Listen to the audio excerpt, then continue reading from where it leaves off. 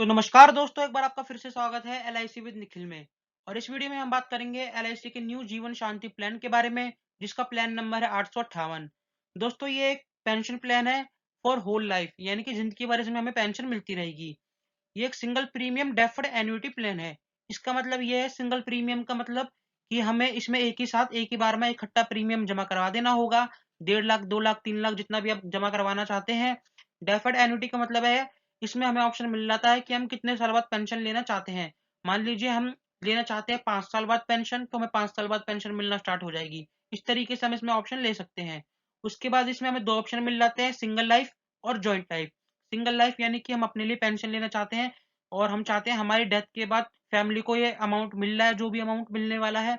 और joint life का मतलब ये है, हम चाहते हैं कि हमारे डेथ के बाद हमारी जो पॉलिसी है वो कंटिन्यू होती रहे और हमारे नॉमिनी को पेंशन मिलती रहे। तो वो भी हम ले सकते हैं, अपने पेरेंट्स के लिए भी ले सकते हैं, यानी कि हम नॉमिनी अपने पेरेंट्स को भी बना सकते हैं, अपने भाई बहनों को, अपने बच्चों को, अपनी वाइफ को, हम किसी को भी इसमें अपना नॉमिनी बना सकते हैं। तो दोस्तों, अगर आप इस पॉलिसी को लेना चाहते हो तो आपकी एज 30 साल से लेके 79 साल तक की होनी चाहिए। इसका मतलब यह है कि अगर आप 30 साल के हैं तो भी आप इस पॉलिसी को ले सकते हैं, अगर आप 79 साल के हैं तो भी आप इस पॉलिसी को ले सकते हैं, और अगर आपकी एज इनके बीच में है तो भी आप इस पॉलिसी को ले सकते हैं।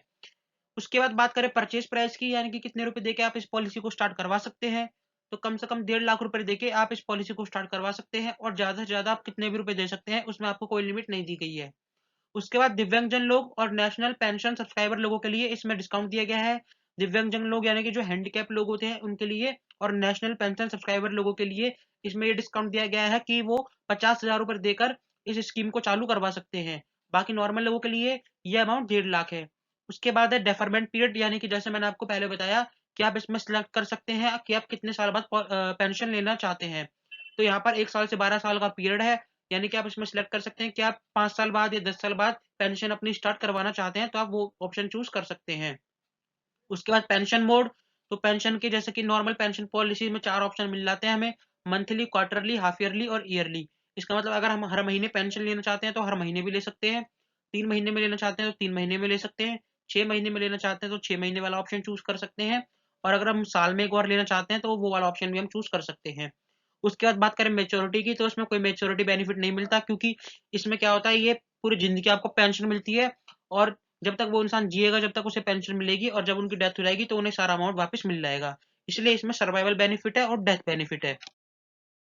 तो यहाँ पर कुछ पेंशन का मिनिमम अमाउंट दिया गया है। अगर आप मंथली पेंशन लेना चाहते हैं तो आपको कम से कम 1,000 रुपए की पेंशन लेनी पड़ेगी।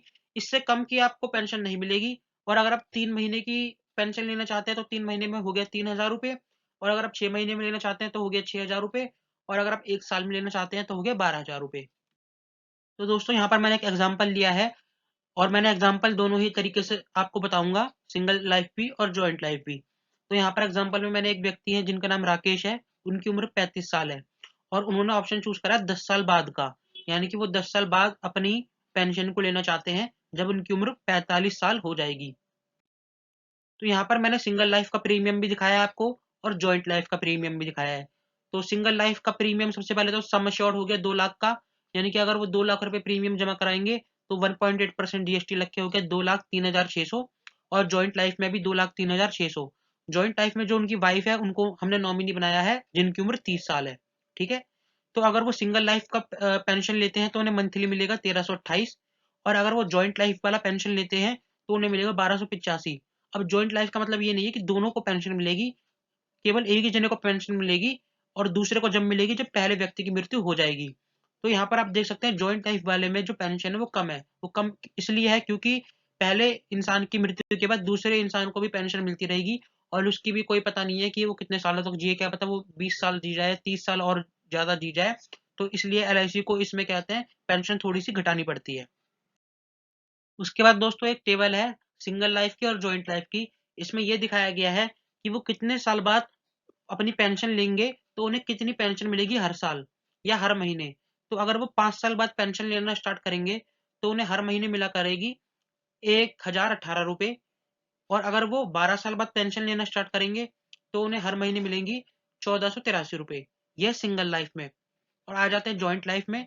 जॉइंट लाइफ का मतलब ये है कि उनकी डेथ के बाद उनकी वाइफ को या उनके नॉमिनी को पेंशन मिलना स्टार्ट होगी, लेकिन जो ये पेंशन अमाउंट दिया गया है ये मिस्टर राकेश का ही दिया गया है, यानी कि जो फर्स्ट पर्सन है। तो ये जॉइंट लाइफ वाला ऑप्शन है।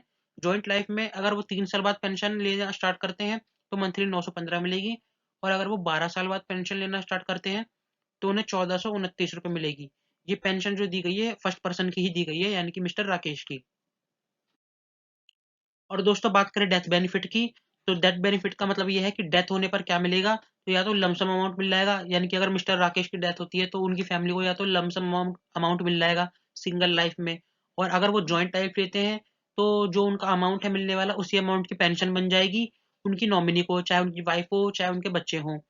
या तीसरा ऑप्शन है, हम उनकी जो पैसे मिल रहे हैं डेथ पर उसको हम इंस्टॉलमेंट पे ले सकते हैं। या तो हम 5 सालों में ले सकते हैं, या 10 सालों में ले सकते हैं, या 15 सालों में ले सकते हैं। हम हर महीने भी ले सकते हैं, हर 3 महीने में भी ले सकते हैं, हर 6 महीने में भी ले सकते हैं, और हर साल भी ले सकते हैं। और इसमें यह दिया गया है कि जब डेथ होगी तो अमाउंट कौन सा मिलेगा। या तो आपका परचेज प्राइस का 105%, यानी कि जितने रुपए की आपने पॉलिसी खरीदी है, 2 लाख की खरीदी है तो 2 लाख का 105%। या फिर परचेज प्राइस यानी कि 2 लाख रुपए प्लस एडिशनल डेथ बेनिफिट, यानी कि जो भी आपका एक्स्ट्रा अमाउंट बना वो। तो दोस्तों ये है बेनिफिट टेबल। यहाँ पर आप देख सकते हैं हमने सिंगल प्रीमियम जमा करा दिया 2,03,600 रुपये। उसके बाद ये हमारे डेथ अमाउंट है, यानी कि डेथ पे कितना अमाउंट मिलेगा। तो अगर मान लीजिए मिस्टर राकेश की पहले साल मृत्यु हो जाती है तो उन्हें मिलेगा 2,15,000 रुपये। उसके बाद अगर उनकी धीरे धीरे जैसे मान लीजिए 44 साल की उम्र में डेथ होती है तो उन्हें मिलेगा 3,60,000 रुपये। उसके बाद जब उनकी पेंशन चालू हो जाएगी, यानी कि 10 साल बाद जब वो 45 साल के हो जाएंगे तो यहाँ पर 16,600 रुपये उन्हें हर साल मिलते रहेंगे। और उनकी जो डेथ का अमाउंट है ये भी घटता रहेगा। जैसे कि यहाँ पर आप देख सकते हैं 2,10,000 हो गया है, यह सिंगल लाइफ में। उसके बाद ये है जॉइंट लाइफ में। जॉइंट लाइफ में भी हमने सिंगल प्रीमियम में जमा करा है 2,03,600 रुपये। और ये डेथ अमाउंट है, यानी कि अगर 35 साल की उम्र में ही यानी कि पहले साल उनकी मृत्यु होती है तो उन्हें मिलेंगे 2,15,000 रुपये। और फिर ये अमाउंट बढ़ता रहेगा, और जब आपकी पेंशन मिलना चालू होगी यानी कि 16,060 रुपये जब भी आपको मिलते रहेंगे हर साल, तो आपका जो ये मिलने वाला अमाउंट है डेथ पर वो भी कम होता रहेगा। और फिर एक एक टाइम बाद ये जो है 2,10,000 रुपये स्टिक हो जाएगा। क्योंकि दोस्तों ये अमाउंट जो है ये अभी के हैं जब मैं वीडियो बना रहा हूँ। तो आप जब पॉलिसी लीजिएगा तो इस बात का ध्यान रखिएगा, ये अमाउंट भी चेंज होते रहते हैं। तो आप भी अमाउंट एक बार अपने एजेंट से पूछ लीजिएगा। उसके बाद दोस्तों ये है अदर बेनिफिट। जैसे कि लोन हो गया, आप 1 साल बाद इस पॉलिसी में लोन ले सकते हैं। 3 महीने बाद आप इस पॉलिसी को सरेंडर करवा सकते हैं। लेकिन सरेंडर करवाने में नुकसान ही होता है, इसलिए मैं आपसे यही कहूंगा कि किसी भी पॉलिसी को सरेंडर ना ही करवाएं तो ये अच्छा है।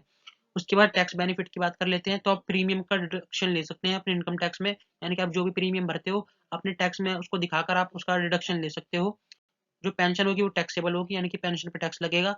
और डेथ क्लेम एकदम फ्री होगा, यानी कि डेथ पे मिलने वाला अमाउंट जो है बिल्कुल टैक्स फ्री होगा। तो दोस्तों उम्मीद है आपको वीडियो पसंद आई होगी और पॉलिसी समझ आ गई होगी।